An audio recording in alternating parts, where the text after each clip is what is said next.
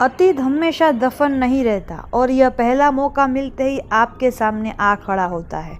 Tom Cruise, Russell Crowe, Sofia Boutella और Annabelle वेलिस जैसे नामी हॉलीवुड सितारों सजी फिल्म द मम्मी आपको कुछ यही सबक देती है।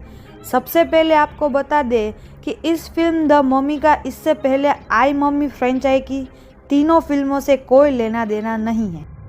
इस फिल्म से द मम्मी फ्रेंचाइजी को एक नई कहानी के साथ फिर से शुरू किया गया है। फिल्म की शुरुआत में लंदन में मेट्रो की खुदाई के दौरान एक मकबरा मिलता है। उसमें निकली मम्मी देखकर वहां के लोग हैरान रह जाते हैं कि आखिर मिस्र की विरासत यहाँ कैसे आ पहुंची। दूसरी ओर इराक में अमेरिकी सेना के लिए काम कर रहे निक मोर्टन और पुरानी चीज़ों पर रिसर्च करने वाली जेनी को प्राचीन मिस्र की राजकुमारी अहामानेट का मकबरा मिलता है। करीब 5000 साल पहले जन्मी अहामानेट मिस्र के राजा फेरो की बेटी थी, जिसे उसके पिता के बाद वहाँ की रानी बनना था। लेकिन अपने पिता के बेटा यानी उसके भाई का जन्म होने के बाद उसकी रानी बनने की सारी उम्मीदें टूट गई। अपनी महत्वाकांक्षा को पूरा करने के लिए उसने अपने माँ बाप और भाई को मार दिया और बुराई के देवता सेट से समझौता कर लिया।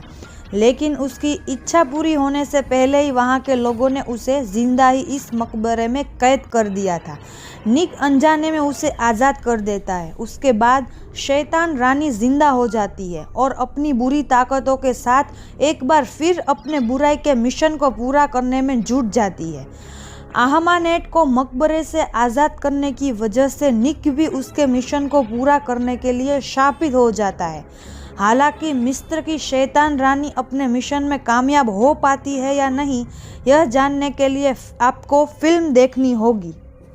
मौजूदा द मम्मी में भी पुरानी मम्मी फ्रेंचाइजी की फिल्मों की तरह कीड़ों, मकड़ियों और चूहों की फौज के फिल्म के किरदारों पर हमला बोलते हुए दिलचस्प सीन दिखाए गए हैं, लेकिन फिर भी ये पहली फिल्मों जैसा डर पैदा नहीं कर पाते।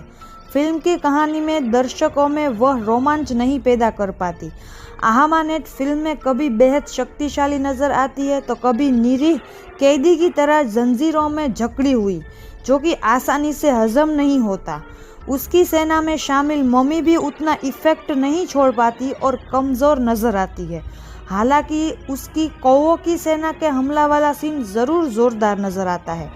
क्लाइमैक्स में भी अहामानेट फुल फॉर्म में नज़र आई है। खासकर बीते ज़माने के मिस्र और रेगिस्तान के सीन में रोमांचक लगती है। इंटरवल से पहले फिल्म आपको कहानी से रूबरू कराती है तो सेकेंड हाफ में चीज़ें तेज़ी से घटती है।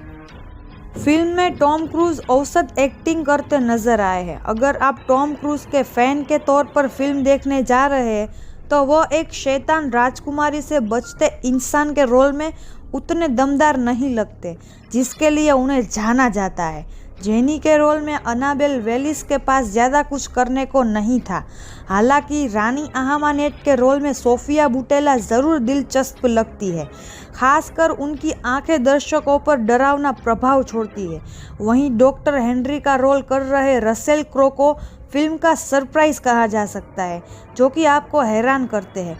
फिल्म का असली मज़ा लेना है तो इसे 3D में देखें। ज़्यादातर हॉलीवुड फिल्मों की तरह डायरेक्टर ने क्लाइमैक्स में भी फिल्म के सीक्वल की गुंजाइश छोड़ दी है।